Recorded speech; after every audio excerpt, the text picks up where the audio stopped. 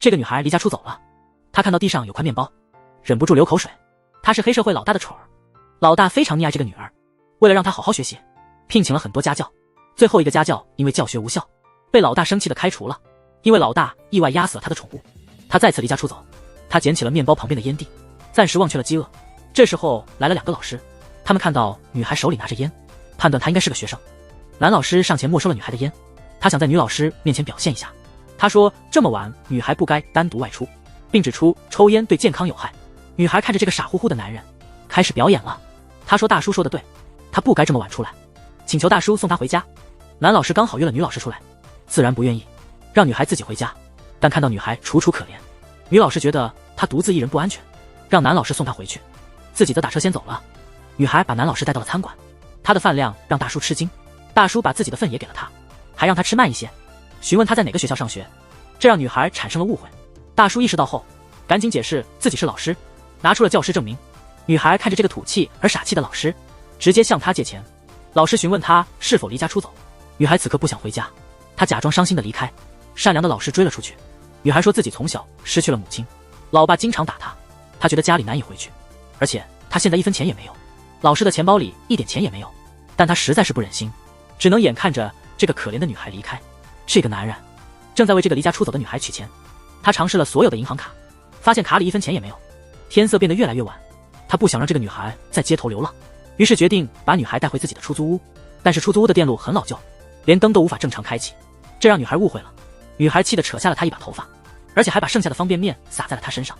更糟的是，女孩还发现了蟑螂，男人却看似无所谓。女孩实在忍受不了，她愤怒地拿起筷子就飞了出去。男人目瞪口呆。这时女孩问他洗衣服的地方。等女孩离开后，他才惊讶得合不拢嘴，这个女孩竟是黑社会老大的千金。老大因为找不到女儿，正暴跳如雷。他不知道女儿是因为生气而离家出走，他并没有受到任何委屈。碰到了这个善良的男人，先是蹭了一顿饭，然后向这个男人借钱，还说自己从小就失去了母亲，父亲每天在家中打他。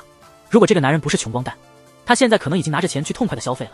女孩被方便面浇了一身，她在卫生间随便洗了洗，等她出来，发现男人已经走了。她叮嘱她天亮后自己回家，还留下了自己的联系方式，告诉她如果遇到困难可以找她。男人那晚在网吧过夜，第2天照常去上班。他是一名教师，但他接到了派出所的电话，原来女孩与人发生了打斗，女孩谎称这个男人是自己的班主任，就这样把自己领出来了。男人问女孩为什么不回家，是不是怕再被爸爸打？女孩却说你也信那些鬼话。男人这时才明白自己被骗了。女孩又说自己没钱回家，想再借钱。这次男人没那么容易上当了，他正准备离开，女孩突然说哎，看来只能做援交才能回家了。男人停下了脚步，女孩知道他这招又奏效了。世上的男人都一样，表面装正派，其实遇到漂亮女孩还不是一样的心思。于是他继续表演。这次他终于激怒了老师，老师不想再和这样的女孩有任何往来。黑社会老大的千金最终还是回来了。他这次离家出走已经整整1晚上，他让一个陌生男人把他带回了出租屋，他用各种花招骗取男人的钱，还故意戏弄这个男人，说要去卖身。这个男人是个老师，最后忍不住打了他一个巴掌。没想到这一个巴掌彻底改变了这个穷老师的命运。他晚上回到家，发现家里的东西已经被搬空，然后被一群人莫名其妙地带到了一座豪宅。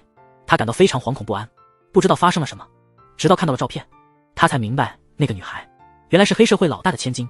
这个女儿一直在家不愿意上学，但这次她突然改变了主意，想去这个男人代课的班级上课。他已经准备好了房子，打算让这个男人和他的女儿住在一起。男人简直不敢相信，问这是不是要和他的千金女儿同居。黑社会老大直接捏碎了茶杯，说这是寄宿家教，只要女儿愿意上学。他这次豁出去了，同意了女儿的条件。男人终于明白了究竟发生了什么，他实在不想和黑社会扯上关系，尤其是那个满嘴谎言的黑老大的女儿。他甚至直接拒绝了黑老大提出的条件，拒绝了高达10亿的报酬。对于那些敬酒不吃要吃罚酒的人，黑老大已经见怪不怪了。男人被吓得胆战心惊，门上的大洞让他能看到外面的月亮，感觉到处都是黑老大的威胁。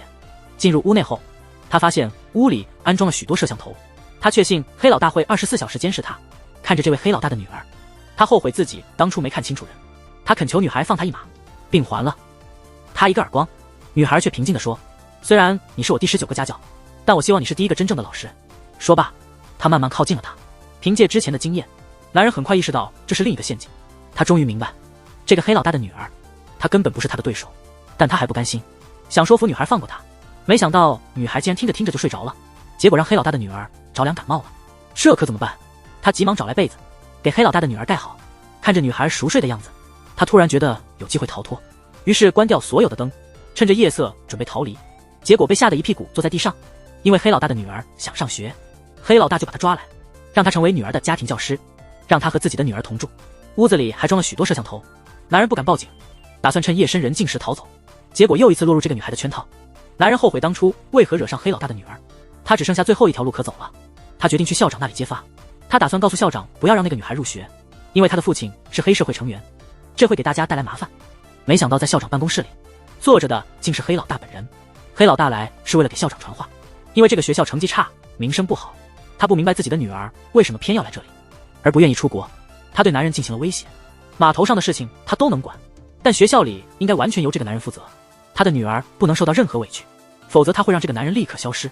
男人彻底绝望了。在办理入学手续时，和男人关系不错的女老师认出了那个女孩，还以为她已经是学校的学生了。他觉得这真是太巧了。在外面时，女孩问男人是否喜欢那个女老师，男人支支吾吾的想要岔开话题，恰好遇到了校长，男人又燃起了一丝希望，准备继续向校长告发。没想到校长居然对女孩卑躬屈膝，还主动和女孩打招呼。男人这下彻底死心了。学校里的帅哥一见到这位新来的女生，几乎被迷倒。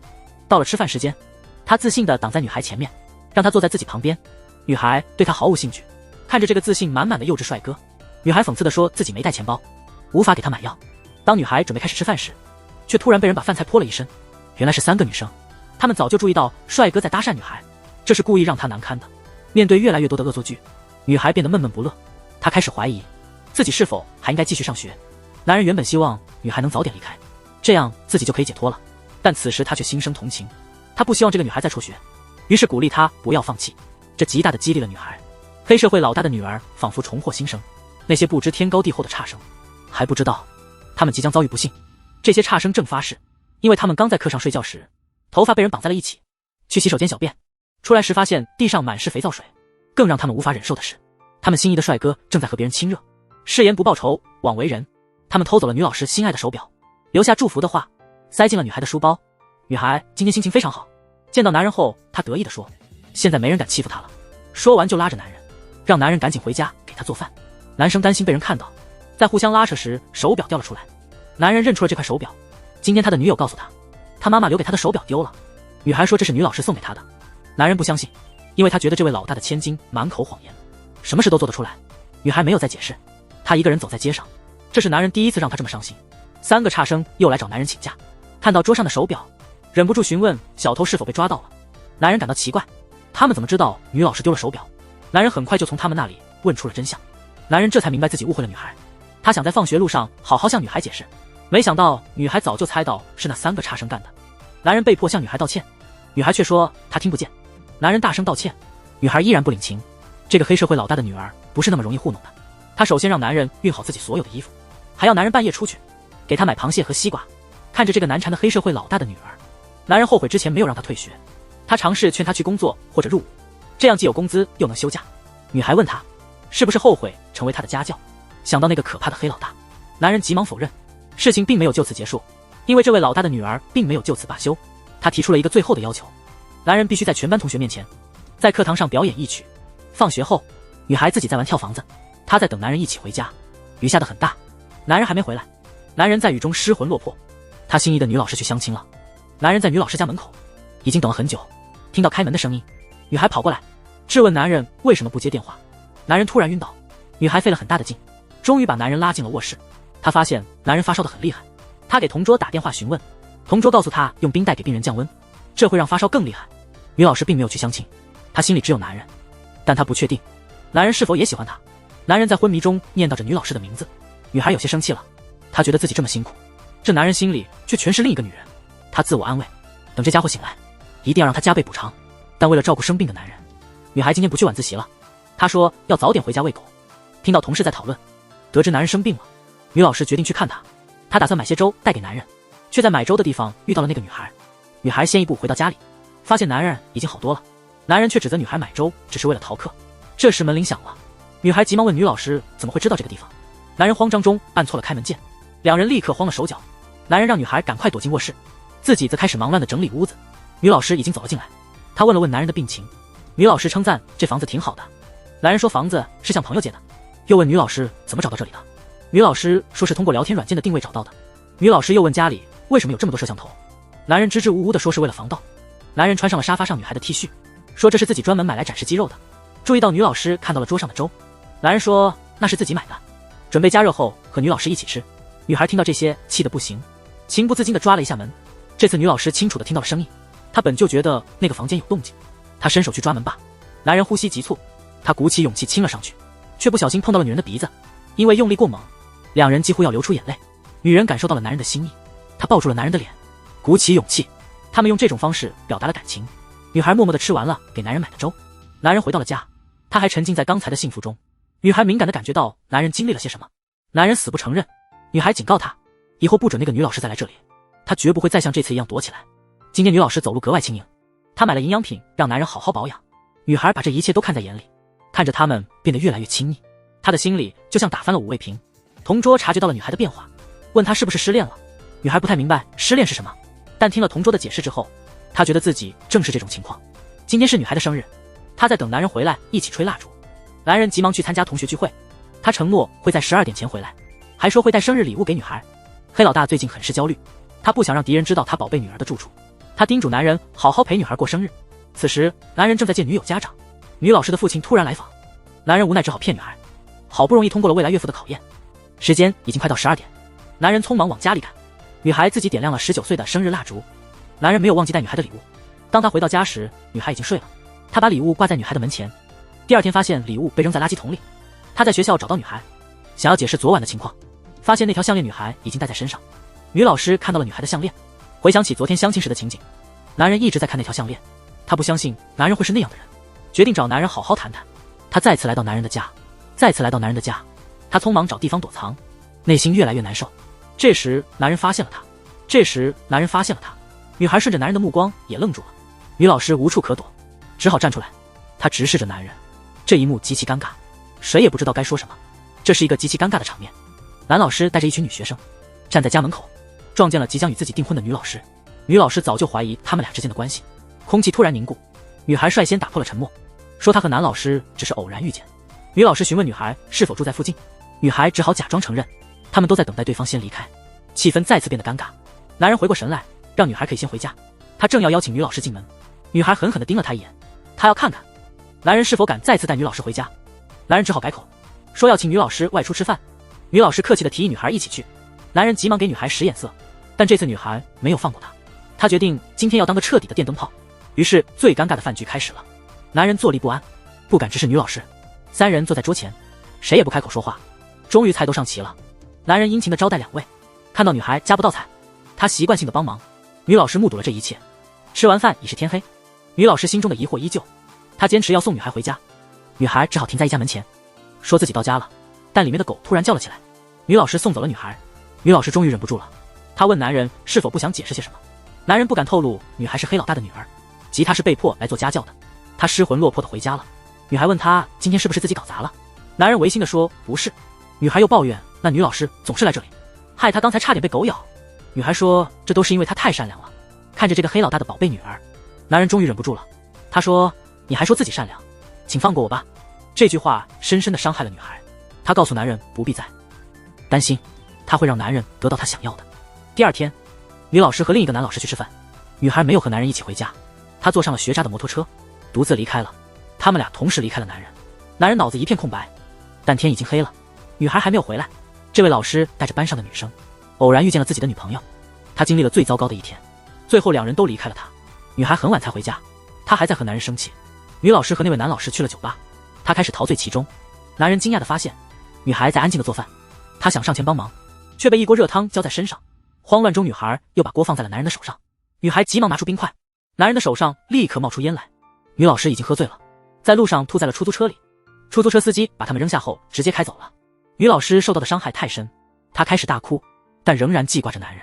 此刻男人却感到舒适，他的额头突然开始痒，于是这位黑老大的宠爱女儿开始给他挠痒。这时他根本没注意到手机在响，男老师打不通男人的电话。看着肩上熟睡的女老师，他默默地站起来，背起女老师继续前行，直到到达女老师的家。他已经满头是汗。这时男人的电话打回来了，男老师却默默挂断了电话。第二天女老师醒来，发现自己的衣服已经被换过，他开始感到紧张。男人的幸福还在继续，他一边呼喊着，一边举着自己受伤的手。女孩无奈，开始帮他刷牙。他舒服地刷完了牙，女孩又帮他洗了脸。洗完脸后，他又开始擤鼻涕。女孩无奈地戴上橡胶手套，他开始做一些自己从未想过会做的事情。到了吃饭时间，男人享受着帝王般的待遇，他挑剔地指挥女孩，直到看到满意的菜才停下满足的眼神。然而女孩受不了了，她觉得男人越来越像过去的自己，她开始怀疑男人是故意这样做的。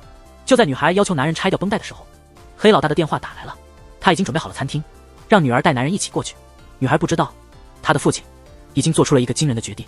3个学渣像往常一样，迈着妖娆的步伐。然而他们今天发现了一个秘密，刚才女孩称呼老师，他们之前偷看了女孩的手机，发短信给女孩说一起回家。难道老师就是？女孩居然和老师同居了，终于抓到这个死对头的把柄了。他们来到男厕所，找到了学校的帅哥，故意向帅哥透露这个秘密。帅哥自从被女孩拒绝后，就深深迷恋上了女孩。他当然不相信，帅哥说如果这是恶作剧，他会让3个学渣很难看。于是他们按照女孩留下的地址，找到了这个偏僻的地方。没想到帅哥走在前面，遇到了几个小混混，看到自己的帅哥被欺负，3个学渣脱下鞋子就冲了上去。女孩此刻回到了久别的家，看到爱女突然回来，黑老大以为她外面惹事了。他之前做出了重大的决定送宝贝女儿去美国留学，还打算把女儿许配给自己的得力助手。女孩知道后非常伤心，更让她伤心的是，男人竟然还鼓励她去留学，还说这是家长为她好的决定。因此她一气之下跑了回来。3个学渣不愿意放弃，他们决定跟踪女孩，看着女孩进入一座豪宅，他们叫了外卖，在大门外守候，还拿出相机准备拍照。这次他们一定要给帅哥提供证据。结果被巡逻的黑社会成员发现了。女老师通过另一位老师得知，学校里都在传男人和女孩同居的事，她感到更加伤心。男人之前已经见过她的家长，她悄悄地来到男人的家，她想给男人一个惊喜。男人看到突然出现的女老师，吓了一大跳。女老师主动靠近，拉着男人进了屋。男人更加惊讶，他看到屋内的黑老大，黑老大也很惊讶。男人晚上带了一个女人回家，稍微冷静下来后，男人解释说这是他们学校的女老师。女老师询问这2人是谁，男人情急之下说这是他的父亲。于是一场家庭戏剧开始了。男人晚上带女老师回家，却发现屋里有黑老大。他情急之下说黑老大是他父亲。黑老大为了不暴露身份，只好假装承认，这样黑老大的尴尬就开始了。他被未来的儿媳妇拉到餐桌上，还被问到早知道他也是教师，询问他教什么。黑老大支支吾吾说他教逻辑，他一直在研究如何告诉别人什么是道理。女老师今天很满意，她第一次见到男人的家长，她完全信任男人了。男人回到屋里，没想到黑老大突然拿出一堆钱，让他和女老师好好准备结婚，还提到他之前承诺的10亿工资，说会立刻支付。男人看到这么多钱，急忙追出去，但是黑老大已经离开了。他不知道，黑老大也放心了，他早就猜到自己的宝贝女儿喜欢上了这个穷老师。第2天，男人下班准备回家，突然听到一个女孩说她离家出走了，说自己现在又冷又饿，问大叔能否收留她。男人故意问她是不是怕回家被爸爸打。男人和女孩仿佛回到了他们初次见面的场景，他们沉浸在快乐中。短暂的分离之后，2人仿佛有很多话要说。这时门铃响了，是女老师又来了。男人顿时感到头疼，他不知道该怎么办。没想到这次女孩很理解，她主动让男人去开门，说她会自己躲起来。女老师买了很多东西，她是来给男人的父亲做饭的。男人正在解释父亲已经走了，女孩却在背后捣乱。她故意从衣柜里探出头，男人被吓得半死，他再次被女孩逗得哭笑不得。女老师觉得今天的男人很怪，她走向衣柜，男人心跳加速，他鼓起勇气去看，却发现女孩又藏了起来。女老师的父亲突然打来电话，他需要立即去银行给父亲转账。男人想要一起去，女老师却拒绝了他，说他很快就回来。男人跑过去质问女孩，女孩说这是给男人的一个小教训，让他以后记住这个教训。男人苦求女孩饶了他。这时他们注意到桌上放着一个钱包，男人打算把钱包送回给女老师，但女孩不同意。就在此时，门被打开了，女老师走进来了。男人在帮女孩辅导作业，不小心他们的手触碰到了一起，这一触摸让气氛变得微妙，他们感受到了彼此的心跳，他们的脸慢慢贴近了。女老师越想越害怕，她决定不能让这种事情发生。她拖着行李过来了，她解释说自己家里停电了，想借宿一晚。于是男人感觉很幸福，女孩看着越来越生气。晚上她感到非常折磨，任何小声音都让她感到不适。她似乎听到了奇怪的呼吸声。第2天早上，男人和女老师的难堪时刻开始了。黑老大的宝贝女儿在哼着小曲，她已经在浴室里洗了很久。门终于开了，2人几乎想要一起冲进去，女孩却说要调整一下水温，然后又关上了门。女老师彻底崩溃了。女孩被黑老大带去参加社交宴会，她今天的表现让老大很不满。女孩问是否可以回家了，黑老大心都碎了，这个宝贝女儿居然觉得那里是她的家。女孩和男人去了小吃摊，她在宴会上饿了一整天，现在终于可以好好吃一顿了。摆摊的大叔以为他们是新婚夫妇，问他们蜜月旅行去了哪里。他羡慕现在的年轻人，想和老婆再度蜜月。男人责备女孩对大叔说了些胡话，女孩却很兴奋，她想让男人和她一起去算命。3个成绩不好的学生又来到了女孩的家，他们仍然不甘心，正准备翻越大门，黑老大突然回来，正好撞见了一幕。女孩觉得算命越来越准，男人却不这么认为。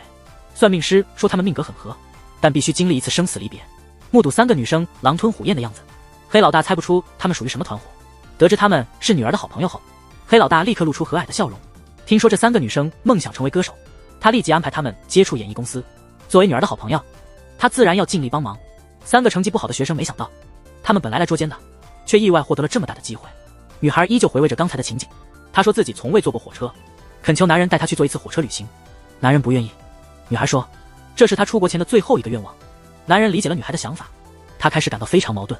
放学后，女孩独自一人走在回家的路上，突然一个陌生男人走向她，他说是女孩父亲派来接她的。女孩感到非常奇怪，男人像往常一样在等她一起回家。女孩从远处跑向他，她大声呼唤男人，不明白发生了什么。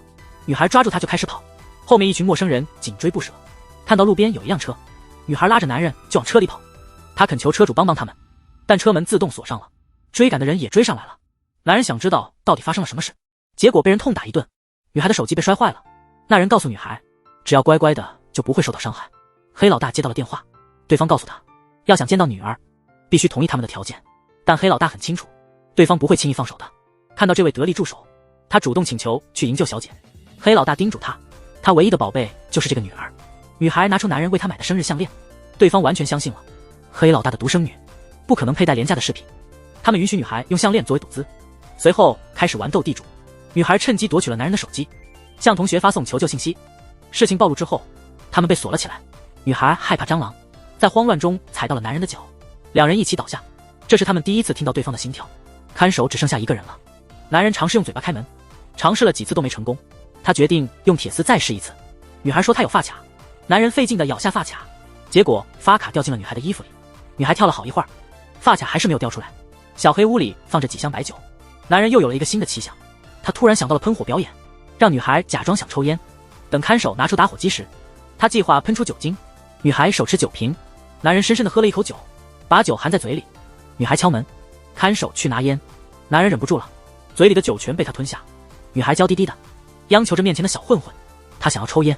注意这个男人，他嘴里含满了酒，一旦打火机被点燃，他就会喷出酒来，这是他的逃跑计划。但在小混混拿烟回来之前，他已经把所有酒都吞下了。女孩一边为他灌酒，一边提醒他，他还是辣辣的喝了下去。女孩开始责怪他，男人不甘示弱的回嘴。女孩嘱咐他这次一定要忍住，又为他灌了满嘴酒。小混混回来了，他手里拿着棒棒糖，说学生不该抽烟。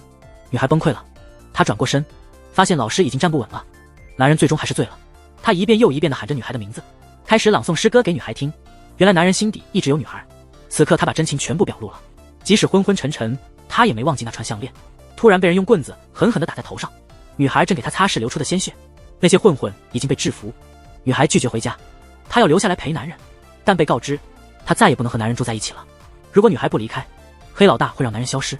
女孩被送回家了，面对激动万分的黑老大，女孩不想多说一句话。男人独自一人返回，一进门就晕倒了。醒来后，发现自己仍然紧握着那串项链，那是他给女孩的生日礼物。女孩急切地想知道男人的消息，女助理偷偷借给她手机，结果被黑老大发现。女孩与外界彻底失去联系，她趁夜色准备逃跑，没想到黑老大早有防备，周围已经戒备森严。女孩感到无计可施，突然收到了一部手机，原来那3个学渣在黑老大的帮助下，已经与女孩成为朋友。看到了同学们一张张熟悉的面孔，女孩仿佛回到了快乐的校园时光。但她听到了一个极其震惊的消息，男人已经辞去了学校的工作，这位老师现在失业了。他来到了公交车站，他已经找了一整天的工作。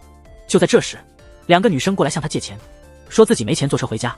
男人一时愣住了，这2个女生无法理解这个男人经历了什么，他们看着这位奇怪的男人，2个女生被吓得跑了。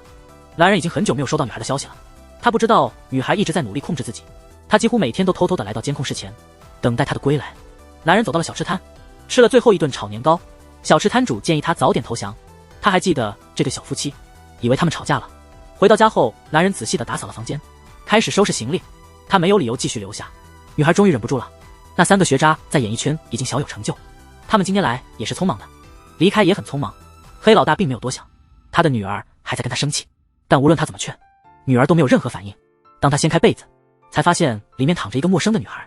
这个女孩说，只要他躺在这里，他的宝贝女儿就会给他一个名牌包包。男人正在进行最后的告别，那些美好的回忆再次浮现在他的眼前，女孩的身影仍然留在每一个角落。就在这时，门开了，男人觉得仿佛还在梦中，女孩已经抢过了他的行李。男人这才反应过来，急忙向女孩询问他是怎么来的。女孩却质问他为什么要离开。男人说这里又不是自己的家。女孩意识到自己说漏了嘴，毕竟现在他们的关系是什么，谁也说不清，他们的关系依然模糊不清。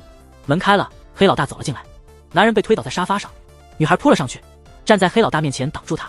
他说以前上学比死还难受，没人能救他，直到这位老师出现，他开始喜欢校园，喜欢上了同学们。他向黑老大承诺自己一定要出国留学，但在出国前，他想留在这里和老师一起上学，他想体验完整的学生生活。黑老大最后离开了，他对自己的得力助手说不用在意，因为自从女孩母亲去世后，这是他第一次听到女儿这么真诚地表达自己。黑老大的宝贝女儿又偷偷跑来了，他又来找这位男人，这位男人是他的家庭教师。黑老大原本想让这个男人彻底消失，但女婿拼命地阻止了他。女儿的一番话深深打动了黑老大，他同意在女儿出国前，他可以继续和这位男人住在这里。第二天，女孩带着男人开始贴求职广告，他们接到电话，来到了这个应聘地点。到了现场后，被眼前的场景震撼了。学校的墙上画着男人的巨幅头像，墙上写满了学生们对这位老师的怀念与挽留。他们不相信老师就这样离开了。男人被深深感动，他重新回到了学校，回到了学生们中间，仿佛回到了起初。男人重新找回了往日的风采。女孩忘了怎么称呼他，他都会严肃地纠正，提醒女孩要用敬语称呼老师，因为他胡汉三又回来了。但是看到这位老师还是分不清袜子的颜色，女孩开始嘟囔，自己不在的话，这个男人会变成什么样？男人连自己的生日都忘了。女孩买来了海带，学习了很久，她曾问同桌生日想喝海带汤吗？她带男人去了商场，问男人想要什么礼物，她想送给男人以表感谢。男人沉浸在幸福之中，他夸奖女孩终于变懂事了，虽然嘴上说接受了女孩的礼物，可能又要吃亏。这时女孩的手机响了，黑老大的女助理叫她去楼上试衣服，说是几天后要去参加宴会。女孩让男人先回家，但要求他晚上必须按时回来。女孩走到楼上，只见到了黑老大的得力助手。女孩冷冷地问他为何也在这里。店员赶快缓解了尴尬。男人发现女孩忘了带手机，他回来找手机。他突然感觉自己多余，他知道这得力助手将和女孩一起出国留学，而黑老大已经将女儿许配给了这位手下。男人看着自己送的生日项链，他曾拼命保护这项链，但现在看起来很廉价。项链不小心从手中滑落，掉进了下水道。此刻他所有的幻想似乎都破灭了。这时女老师打来电话，女孩已经准备好了一切，但已经很晚了，男人还没回来。男人从钱包里拿出一串项链，这是他送给女孩18岁生日的礼物。项链不小心掉进了下水道，这位穷老师感到了所有的失落。女孩之前让他先回去，他拿着手机回来时感到自己很多余。那位帅气的金会长是黑老大的得力助手，他即将与女孩一起出国留学，女孩将来也会嫁给他。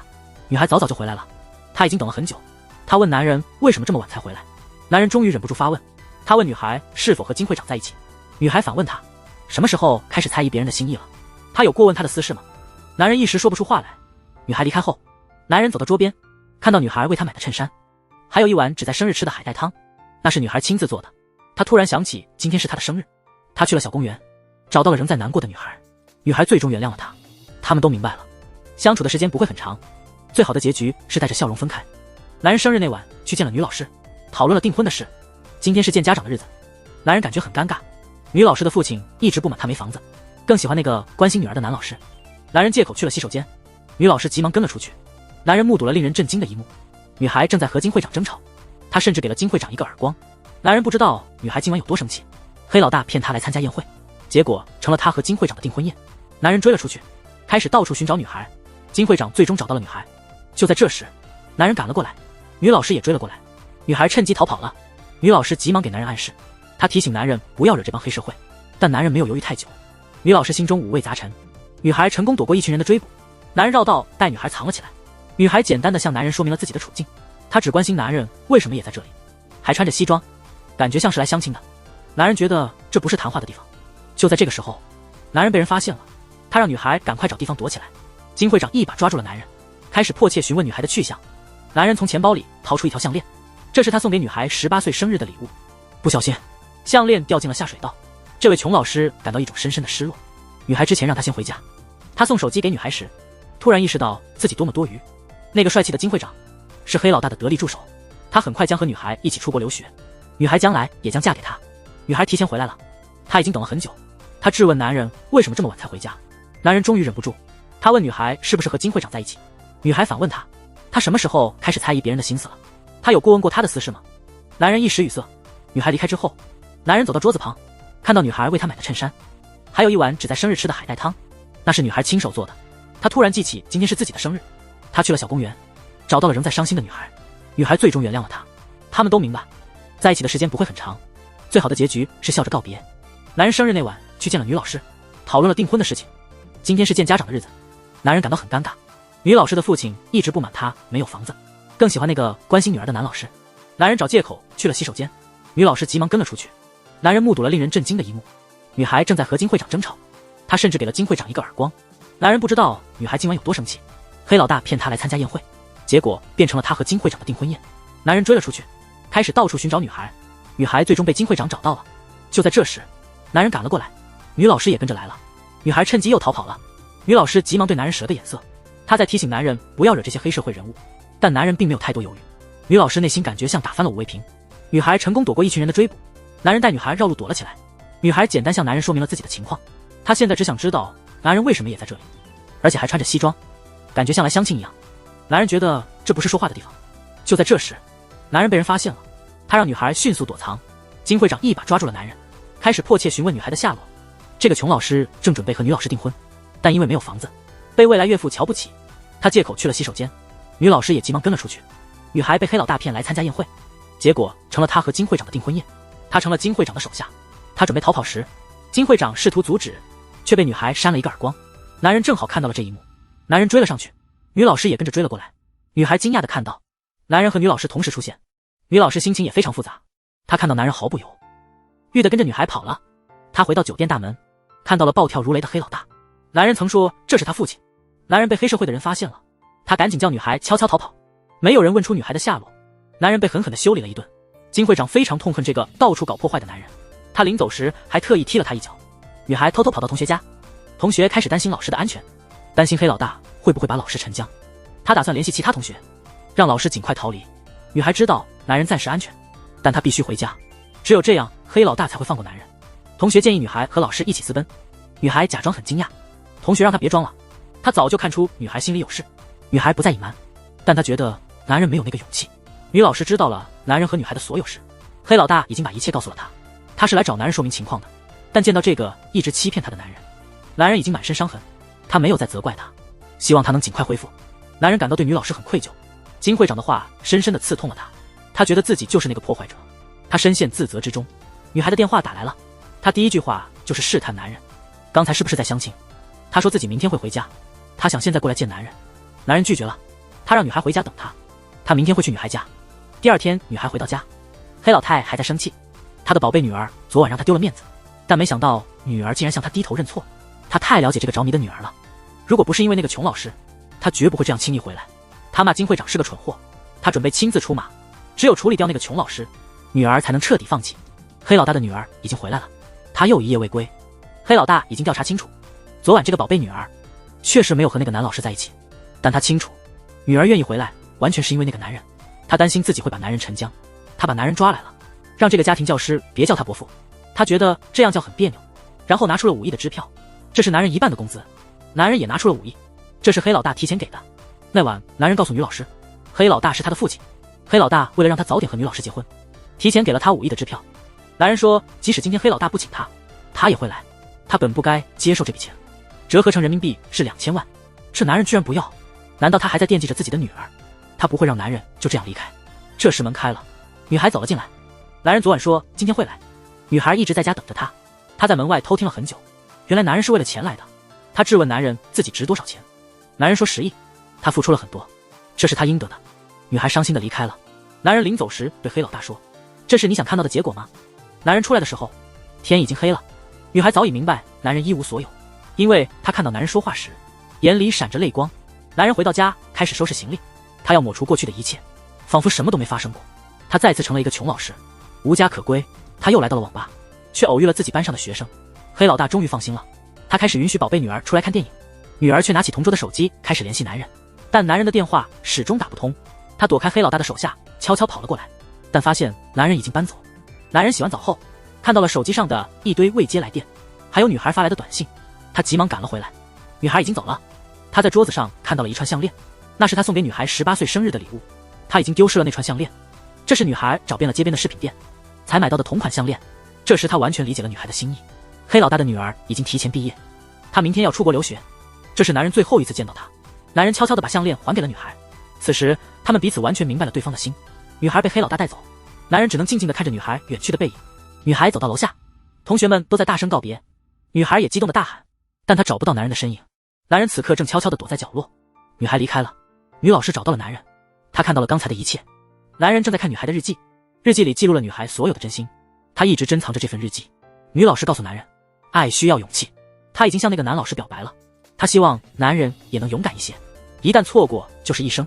男人急速奔跑，耳边回响着日记上的每一个字。他来到了女孩的家，向黑老大表达了后悔，想要取回那10亿。黑老大很不情愿，但最终还是同意了，让助理去取钱。男人说他想去洗手间，黑老大警告他不要耍花招。男人上了楼，突然推开随行的看守，他开始大声呼唤女孩的名字。他到处寻找女孩，看守紧追不舍，没想到被一口锅砸晕了。黑老大得知男人失踪，气得肺都快炸了。得知女儿也失踪后，他赶到女儿的房间，看到窗户上用床单做的绳子，他骂手下都是废物。这时外面有辆摩托飞快的驶离，他真想杀了这帮废物。这就是他们所谓的严密防护。金会长急忙带队追赶，女助理悄悄回来并打开衣柜，她把车钥匙给了男人，他只能帮。到这个地步，金会长的车一冲出去，黑老大突然感觉上当了，但已经来不及了。又有车警跟着冲出去，他立刻让人报失那辆车，但警察只找到了一辆空车。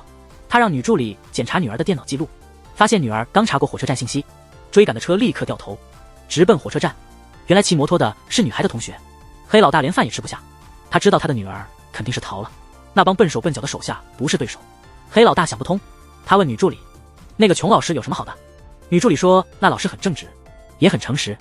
黑老大表示鄙视，说正直有什么用？正直能当饭吃吗？你玩过这个游戏吗？拉钩上吊，100年不许变。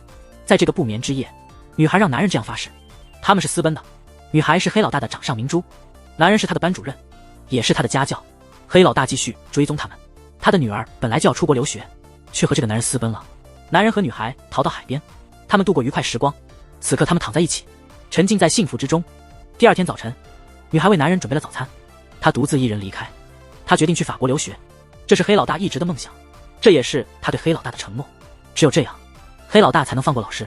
他不想一辈子过逃亡生活。金会长找到了男人，他是黑老大的得力助手，他即将和女孩一起去留学。黑老大已答应把女儿许配给他，只要男人不提昨晚和女孩同住，以后也不再找女孩麻烦，他这次可以放过男人。面对金会长的死亡威胁，男人没忘记昨晚的誓言，拉钩上吊，100年不改变。4年时间一晃而过，女孩的同桌也成了母校老师。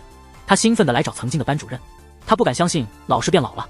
老师嫌他没带礼物，其他同学至少会送花，但他见到了更震惊的一幕。老师坐在轮椅上，他完全明白了老师和女孩的事，他强忍着没让眼泪掉下来。那时学渣挺着肚子进来了，他开始责怪老师，然后把自己的轮椅拿走。黑老大在机场焦急等待，他的宝贝女儿即将从留学归来。金会长没和女孩一起去，4年前他离开了黑老大，现在已经是律师了，终于见到了宝贝女儿，他已经长大成人。黑老大完全沉浸在幸福中，学渣们又聚在一起，他们是来给老师庆祝生日的。帅哥已经和女学渣结婚了，其他同学也都有了自己的事业。和同学们逐一道别，男人又回到这个小公园，一个熟悉的声音响起，仿佛在做梦。看到突然出现的女孩，男人不知道该说什么。女孩的手机不停地响，是他的幼真哥发的短信，也就是他认识的金会长。他一直在国外帮助女孩。男人平复了情绪，他提醒女孩可以回去了。女孩问男人能否送她一程，他慢慢拿出那串项链，此刻不需要其他表白，